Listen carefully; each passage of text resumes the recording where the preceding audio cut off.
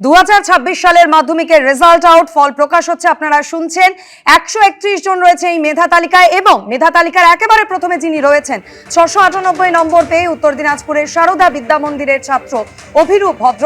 সরাসরি এই মুহূর্তে একবার অভিরূপের সঙ্গে কথা বলে নেব। রয়েছেন আমাদের প্রতিনিধি সুদীপ চক্রবর্তী। সুদীপ, তোমার মাধ্যমে একবার অভিরূপকে প্রথমেই অনেক অভিনন্দন এত ভালো ফলের জন্য। অভিরূপ 698 নম্বর পেয়েছো, এই ফল কি প্রত্যাশিত ছিল? দেখো অভিরূপ, এবিপি আনন্দের পক্ষ থেকে তোমাকে অনেক অনেক শুভেচ্ছা। তুমি যে এই নাম্বারটা পেয়েছো, এটা কি তোমার প্রত্যাশিত ছিল? হ্যাঁ, আমি প্রত্যাশা করেছিলাম যে ভালো হবে, কিন্তু এত ভালো হবে সেটা আমার সত্যি প্রত্যাশার বাইরে। প্রতিদিন ঠিক কতক্ষণে করে পড়াশোনা করতে, কত টাইম ধরে পড়াশোনা করতে? আমি কোনোদিনই ঘড়ির সময় বেঁধে পড়িনি। আমি আগের দিন যেটা ঠিক করে রাখতাম, টার্গেট বানিয়ে রাখতাম যে পরের দিন আমাকে এই টপিকগুলো কমপ্লিট করতে হবে, আমি সেগুলো যতক্ষণ না কমপ্লিট হতো আমি পড়তাম। আগামী দিনে কি নিয়ে পড়াশোনার ইচ্ছে আছে তোমার? আগামী দিনে আমার ইচ্ছে সায়েন্স নিয়ে পড়বো, এবং যেই পরীক্ষা দেওয়ার জন্য আমি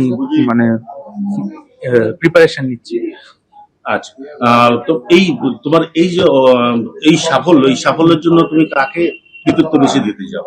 অবশ্যই আমি আমার মাকে কৃতিত্ব বেশি দিতে চাই, কারণ কি মাকেও অনেক সংগ্রামের মধ্য দিয়ে আমার পড়াশোনা চালিয়ে যেতে হয়েছে। তো আজকে আমি তার অনেকটাই মায়ের জন্য। মাকে কেন এত বেশি সাফল্যের পেছনে তুমি করতে চাইছো? কারণ কি আমার সব দায়িত্ব মাকে একা হাতেই গ্রহণ করতে হয়েছিল, যেহেতু আমার বাবা নেই। আর মা যেমন নিজের ডিউটিতে যেতেন, ঠিক সেরকমই আমার পড়াশোনার জন্য যাবতীয় যা লাগা সব আমাকে বলতে হতো না, বেশি সঙ্গে সঙ্গেই দিয়ে যেতেন এবং আমাকে গাইডও করতো। এই জন্যই মার অবদানই সবচেয়ে বেশি করবো।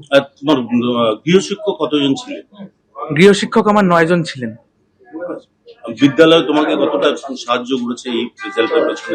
বিদ্যালয় আমাদের সকলকেই, দশম শ্রেণীর সকলকেই অনেক ভীষণভাবে সাহায্য করেছে, অনেক নানা উদ্যোগ গ্রহণ করেছিল। তার মধ্যে একটা মক টেস্ট, যেটা প্রতি মাসের শেষে নেওয়া হতো, তাতে সবারই কি কেমন প্রিপারেশন সেটা ঝালাই হতো, এবং এছাড়াও টেস্টের পরে অভিজ্ঞ ব্যক্তিদের নিয়ে আমাদের সেমিনারে কেমন করে পরীক্ষায় বসতে হয়, স্ট্রেস রিলিফ, এ নিয়ে অনেক পদক্ষেপ গ্রহণ করেছে।